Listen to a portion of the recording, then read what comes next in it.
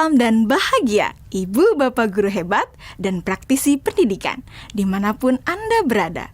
Kali ini, Ibu Bapak akan melihat contoh situasi pembelajaran di sebuah kelas tingkat sekolah dasar yang menerapkan pembelajaran berdiferensiasi. Mari kita saksikan bersama-sama.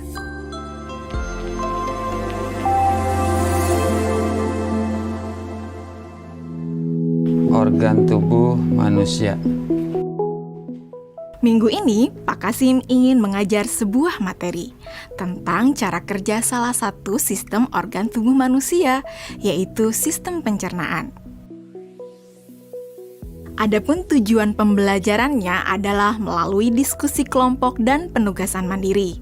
1. Murid dapat menjelaskan fungsi organ pencernaan pada manusia. Kedua, murid dapat membuat model dan menunjukkan cara kerja sistem pencernaan manusia.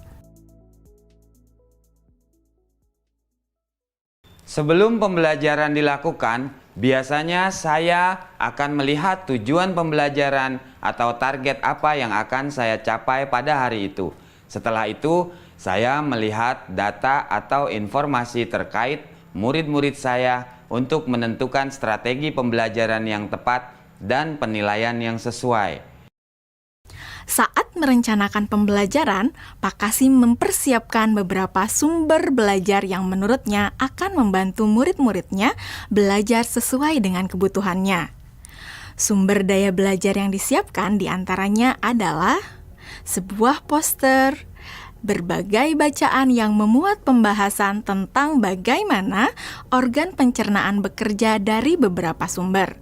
Ada yang berupa beberapa buku bacaan dengan tingkat kesulitan berbeda-beda, artikel sederhana, mengunduh sebuah video singkat yang sesuai dengan apa yang ia ingin anak-anak pahami, membuat kartu-kartu pertanyaan untuk membantu murid mengkonstruksi sendiri pemahaman mereka tentang cara kerja sistem organ pencernaan dengan menjawab pertanyaan. Sumber belajar yang beragam ini tentunya tetap sesuai dengan tujuan pembelajaran yang ingin dicapai, atau dengan kata lain mengimplementasikan diferensiasi konten.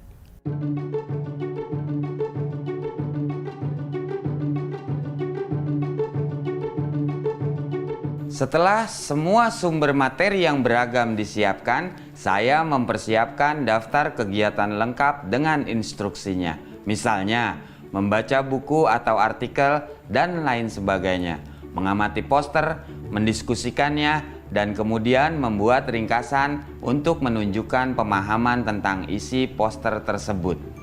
Menjawab kartu-kartu pertanyaan. Aktivitas-aktivitas tersebut walaupun berbeda-beda, namun semuanya bertujuan agar murid memahami cara kerja sistem pencernaan. Assalamualaikum. Bagaimana kabar kalian? Waalaikumsalam. Baik, Pak. Hari ini kita akan mempelajari tentang sistem pencernaan manusia.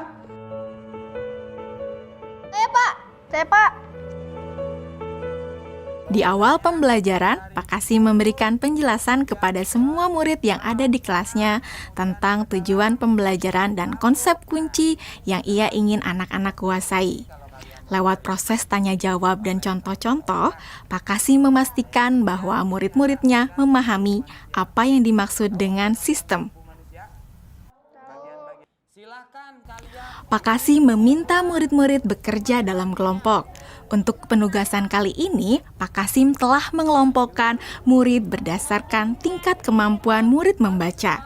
Hal ini karena tugas pertama yang harus dilakukan oleh setiap kelompok adalah membaca materi bacaan terlebih dulu. Teks yang dibaca tiap kelompok sesuai dengan kemampuan membaca mereka. Selama proses murid melakukan kegiatan, saya mengobservasi dan memantau pemahaman murid-murid. Saya mendatangi tiap kelompok, mengajukan pertanyaan, dan memberi pertanyaan lanjutan kepada murid-murid yang memerlukan bantuan atau perlu diberikan tantangan lebih. Saya juga membuat catatan-catatan penilaian selama proses ini. Setiap jawaban murid, pertanyaan murid, saya perhatikan dan menggunakan informasi ini untuk menyesuaikan tingkat bantuan yang akan saya berikan pada murid atau berdiferensiasi proses. Sistem pencernaan adalah serangkaian jaringan organ yang bekerja untuk mencerna makanan.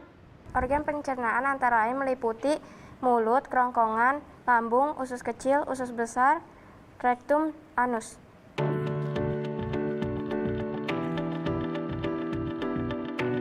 Sekarang silakan membuat model yang menunjukkan sistem kerja pencernaan manusia secara mandiri. Selama proses murid-murid membuat model sistem pencernaan, Pak Kasim berkeliling melihat pekerjaan murid untuk mengetahui sejauh mana pemahaman murid.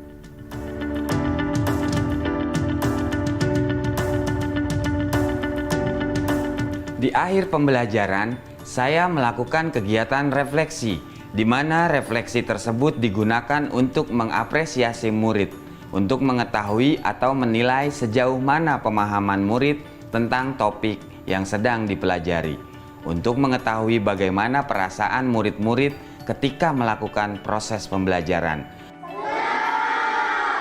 Ardas, Senang, Pak. Arjuna, Senang, Pak. dan tentunya semua ini dapat menjadi informasi bagi saya untuk mengembangkan proses pembelajaran selanjutnya. Ibu dan Bapak guru hebat, demikian video singkat salah satu contoh penerapan pembelajaran berdiferensiasi di jenjang sekolah dasar. Tetap semangat, Ibu dan Bapak guru hebat. Salam dan bahagia.